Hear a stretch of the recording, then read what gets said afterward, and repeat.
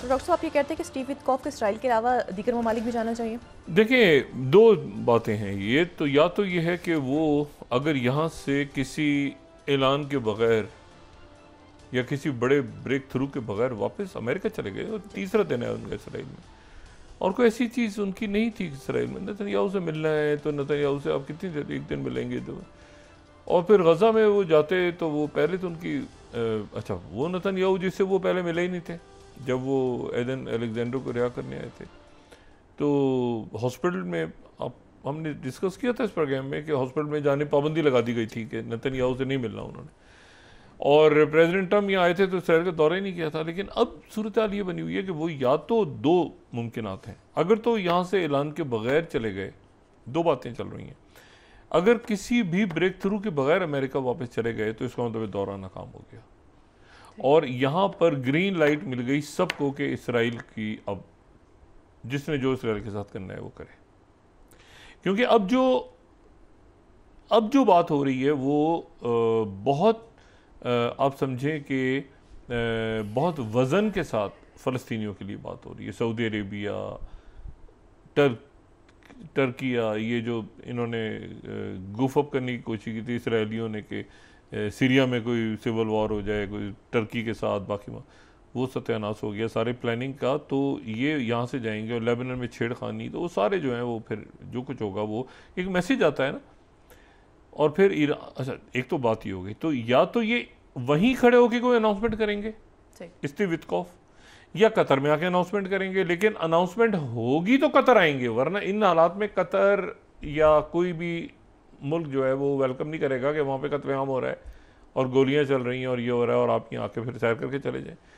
तो एक president Trump की तरफ से बात ये भी चल रही है कि जी इसको फ़ौरन आप किस्तों में एक ही दफ़ा आप जो आखिरी अचीवमेंट थी उस तक आप चले जाएं, और वो ये थी। लेकिन अब आपने PLO को और हमास को दोनों को एक ही समय खड़ा कर दिया लाके, यानी दोनों जो हैं वो, मतलब आप कह रहे पहले के ख्याल आपने कि तीसरे में दोनों पाबंदी लगा दी तो कहाँ से लाएंगे लोग। तो बात ये सारी कि वो जो है ना वो अब ऐसा इसराइल में भी ये फीलिंग शुरू हो गई है होनी कि ये अब हम फंस गए हैं, और स्टीव विटकॉफ के पास कोई ऐसी बात कहने के लिए है नहीं। और देखें स्टीव विटकॉफ की सबसे बड़ी स्ट्रेंथ क्या थी, और अभी भी वो इसको दोबारा चाहें तो कर सके, ये थी कि वो हमास से भी बात कर रहे थे। एडम बॉयलर थे तो वो उनसे भी बात कर रहे थे, उनके साथ उनके बाकी लोग सारे थे, तो वो मतलब हर एक से उनकी गप लग रही थी और बड़ा उनको प्रोटोकॉल मिल रहा था। लेकिन अब वो नेतन्याहू में चूंकि तीसरे 3 दिन से फंस गए हैं इसराइल में और किसी और मुल्क नहीं जा रहे, वरना तो आधे घंटे बाद की मैसेज दिया नेतन्याहू, कतर आया, कतर से इजिप्ट गए, सऊदी अरेबिया आए, वो कर आके अनाउंसमेंट करके 3 दिन से वो वहाँ फंसे हुए हैं। तो इसमें जो है वो कोई गड़बड़ है, या वहाँ से ऐलान कर देंगे वहीं से, और अगर या कतर और इजिप्ट वगैरह आएंगे, लेकिन उस सूरत में ये मुल्क उनको वेलकम करेंगे जब ये कोई बड़ी अनाउंसमेंट करने जा रहे हैं। अब फ़लस्तीनियों के कत्लेआम का मलबा जो है या जो उनके जो जराइम है वो कोई लेने को तैयार नहीं है। और मैं आपको सिर्फ ये बताऊं कि ये मेरे लिए बड़ी एक अनहोनी ख़बर है, और ये है रॉयटर्स को मैं कोट कर रहा हूँ 35 कि इसराइल ने जो है वो मुत्तहिदा अरब अमारात से अपने डिप्लोमेटिक स्टाफ को निकाल लिया है। UAE और इसराइल का ताल्लुक जो है वो अब्राहम अकॉर्ड के बाद वहाँ से अपने डिप्लोमेटिक स्टाफ को निकालना शुरू कर दिया है। और इस पे जो है वो 36 जो इसराइल का मीडिया वो कह रहा है Israel orders diplomats and families UAE to evacuate immediately. उनको थ्रेट है या क्या है रीजंस, मैं उसकी डिटेल में, क्योंकि अभी तो ये खबर आई है कि फौरी तौर पे वहाँ से इसराइल के लोगों से कहा है कि आप UAE को छोड़ दें। अब ये UAE ने कहा है क्या है ये अभी इसकी डिटेल्स आना बाकी है, लेकिन अनयूजुअल है कि इस तरह से हो। अच्छा, फिर उसके बाद जो है दूसरी बात देखें ना, वहाँ का मीडिया जो है वो पहले तो ये देखें ना, Times of Israel 26 no more partial deals official से Israel US now back comprehensive plan for Gaza. मतलब क्या कॉम्प्रिहेंसिव, एक ही दफ़ा में ऐलान करेंगे तो क्या करेंगे, मतलब अब तो खुल चुका है गज़ा, अब तो गज़ा में लोग, ये सारे लोग गज़ा के अंदर दाखिल हो चुके हैं। अच्छा जी, अब पार्शियल डील नहीं, एक ही डील में करेंगे। अच्छा, फिर यरूशलेम पोस्ट ट्रम्प बिलीव्स नतन, अच्छा अब ये देखें, ट्रम्प बिलीव्स कि Netanyahu is prolonging Gaza war for political reason, US officials claim. America अपने आप को डिस्टेंस कर रहा है नेतन्याहू से। भाई आपने फिर ये गजा ह्यूमैनिटेरियन ये आपने किस लिए बना के रखा होता। अब ये इनकी मीडिया को वहाँ पे फीड हो रही हैं खबरें। ये यूरोशलम पोस्ट फिर आप एक देखें 28, the king has no god, Netanyahu lost the right to rule in his lust for power, ये ऑपेड छपा हुआ है। अच्छा, उसके बाद जेरूशलम पोस्ट ने एक और क्लियर किया कि हमारे मत्थे मत डाल देना सारा। ये 29 जो उनका ऑपेड है ना, Israel does not bear sole responsibility for starvation Gaza, ये जो कुछ हुआ है हमारे मत्थे मत डालना, ये इसमें अमेरिका हमारे साथ था और बाकी मुल्क साथ थे जो इस वक्त तो ये हमारे साथ जो है। यूरोशलम पोस्ट ने फिर वही खबर जो दी है ना, ये National Security Council tightens travel warning for Israelis and Jews in UAE. अच्छा, और फिर उसके बाद टाइम्स ऑफ इसराइल दोबारा, ट्रम्प कन्विंस्ड कि Netanyahu prolonging Gaza war for political reasons. तो भाई आप जो है वो फिर ये क्या मतलब है कि कभी बाइडेन गुस्से में आ जाता है, आप गुस्से में आ जाते हैं, फिर आप गले मिल लेते हैं, इसमें हज़ारों लोग वहाँ पे शहीद हो गए। तो अब इनके लारे लफे में कोई आने वाला नहीं है। अब जो भी कुछ होगा अब ये या तो अनाउंस करेंगे या वापस जाएंगे। अभी होता है ना, ये पेश कर दिया तो गौर कर रहे हैं, मुसविदा भेज दिया, ये ड्रामेबाजी, गजा खुल गया। अच्छा, फिर उसके बाद जो है वो ये उनका जो 32 उनका जो 24 इसराइल 24 है report, wishing to end war, Trump is losing patience with Netanyahu. ओ भाई, नेतन्याहू ना हुआ वो क्या हो गया, वो एक जंगी जराइम में मुलविस एक शख्स है, उसको पकड़ के आप जो है वो वहाँ पे टू स्टेट सोल्यूशन अनाउंस करें। मैं आपको दो बातों पे मैं क्लोज करूँगा।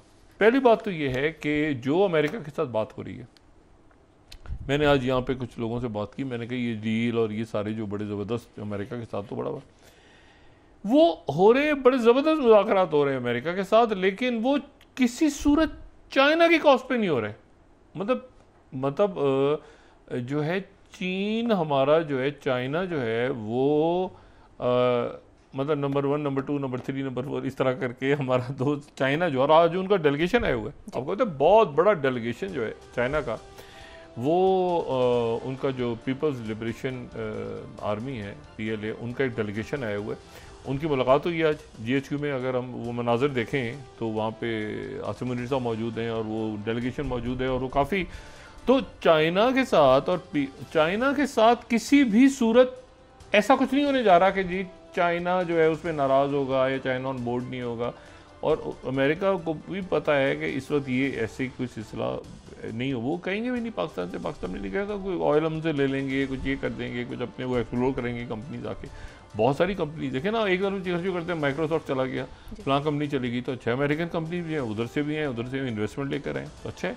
तो पाकिस्तान के साथ ये अच्छा मामला हो गया। लेकिन एक बात मैं आपको आखिर में, उन्होंने जो बात की ना, ये प्राइम मिनिस्टर मोदी को उन्होंने कहा कि जी एक तो ये है कि आप रशिया से ऑयल ले रहे हैं, और दूसरा ये है कि आपने जो है वो पता नहीं क्या, और क्या उनके मामलात मोदी सरकार के चल रहे हैं। अब उसके ऊपर जो इनको स्टैंड लेना चाहिए था ना रशिया के लिए, ये ब्रिक्स का मेंबर है मुल्क स्टैंड। अब 39 देखें, exclusive writers, Iranian state refiners जो हैं पॉज रशियन ऑयल परचेजेस। चलें जी, रशिया से ऑयल लेने बंद कर दिया। ओ भाई, उन्होंने ट्रंप से आप बात, ट्रंप का नाम, आप फिर वेपन्स कहां से, अब रशिया को आपने डंप कर दिया। यानी आप बजाय इसके कि अपनी सफारतकारी बेहतर करें, आपका जो रशिया से आपने ऑयल लेना बंद कर दिया। इसी को द हिंदू कोट कर रहा हूँ 40th, Indian refiners pause Russian oil purchases sources से। ओ भाई आपने, यानी मैं, आप यकीन करें कि एक अजीब सी एक बात है ना, यानी इस वक्त कोई पाकिस्तान से कहे कि जी आप जो हैं हम आपके ऊपर ये इस तरह से, और आप चाइना आपका दोस्त, तो पाकिस्तान इस वक्त क्या करेगा? पाकिस्तान अपने ताल्लुका चाइना से सवाल ही पैदा नहीं होता। अब आप 41 देखें, ये 41 टाइम्स नाउ, श्रिंकिंग डिस्काउंट्स और US tariffs, are Indian refiners quietly pulling back on Russia oil. यानी ये जो है ना, यानी रशिया पर ऑयल लेना बंद कर दिया है इसलिए कि डिस्काउंट कम मिलता है, फलां मिलता है, क्योंकि अमेरिका के थे, वो अमेरिका पर और आएगा अगर किसी, ये मोदी जी गलत इस वक्त, मैं खैर ये इनकी अपनी सियासत है, जो भी करें। ब्रिक्स में ये एक तो अनफिट है, सिर्फ रशिया इनके साथ, ब्रिक्स में आई निकल जाएगा बीच में से, बेशुमार दुनिया खड़ी है ब्रिक्स में जाने के लिए। दूसरा ये है कि ये इन्होंने वहाँ पे उन्होंने कहा कि जी हम आपका ब्रिक एक्स्ट्रा लगाएंगे टैरिफ, तो रशिया से भी बंद कर दिया, तो वेपन भी नहीं लेंगे, उधर से F-35 भी आंखें दिखा रहे हैं, या पता नहीं क्या होगा। मुझे आप यकीन करेंगे इतनी कंफ्यूज इस वक्त पॉलिसी है। और आखिर में जो हारिस ने आज एक मजमून छापा है जो इसराइल की न्यूज़पेपर ने, उस पर प्रोग्राम क्लोज करता हूँ मैं। 43rd जो पास्ता है वो मदद नहीं करेगा। Gaza is on brink of exponential surge in starvation death. उनको पास्ता खिला के और ये जो आप उनको चॉकलेटें और तस्वीरें उतरवा रहे हैं ना जा के, कुछ लोग ऐसे भी तो, ऐसे मौके पे ऐसे भी तो लोग होते हैं ना, वो बच्चे भूख से खुराक के लिए मरे और जाके उनको टॉफ़ियाँ चॉकलेटें ये तस्वीरें उतरवाना, तो वो उनको उसने बड़ा, ये बहुत अच्छा एक इजरायली वहाँ पे हैं जर्नलिस्ट, उन्होंने बड़ा अच्छा इसमें लिखा है। तो ये जो मुझे खबर मिल रही है ना कि स्टीव विटकॉफ जो हैं उनको वो कहीं, मैंने कहा यार ये कैसे पॉसिबल है मिडिल ईस्ट का दौरा। उन्होंने कहा दो बातें हैं, एक तो ये कि हमारे मुल्कों की तरफ से बहुत ज़्यादा यहाँ दूसरे मुल्कों की तरफ से इंटरेस्ट क्यों नहीं हो रहा कि यहाँ पर आएँ, और आएँ तो फिर वो अनाउंस करें। यानी इसमें इजिप्ट भी इंटरेस्टेड है कि वो इजिप्ट में खड़े होकर अनाउंस करते हैं, फॉर कतर भी इंटरेस्टेड है, सऊदी अरेबिया भी इंटरेस्टेड, सारे मुल्क, तुर्की, सारे जहाँ जाना चाहें स्टीव, लेकिन कोई बात करें जो वहाँ कत्ले आम हो रहा है तो यहाँ से आगे दौरा करके फिर चले जाएं, तो इसके लिए कोई, या इसराइल में वो अनाउंस कर देंगे।